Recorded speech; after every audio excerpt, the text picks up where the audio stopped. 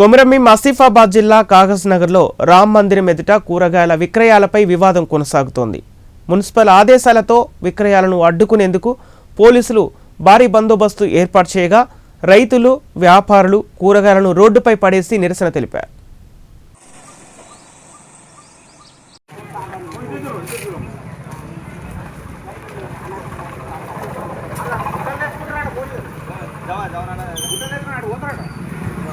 వైజాగ్ లో ఏం చేయరు, ఎన్నిసార్లు ఏది తీయరు, కుటుంబం అమ్ముతారు, అన్ని అమ్ముతారు.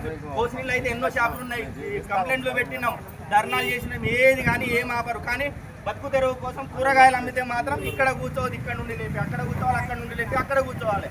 పేద ప్రజలు మాత్రం హింసించాలి. ఎన్ని షాపులు అయితే అన్ని షాపులకు లైసెన్స్లు ఉన్నాయా? నాకు చూపెట్టండి మరి లైసెన్స్. అన్ని షాపులు ఏ ఒక్క షాప్ లైసెన్స్లు ఉన్నాయా? లేదు. కానీ కూరగాయలు అమ్మాలంటే మాత్రం ఇది కూరగాయలు కష్టపడి రైతులు పండించాలి, అన్ని దానికి మాత్రం ఇబ్బంది. ఎంత ఇబ్బంది అవుతుంది వీళ్ళకు?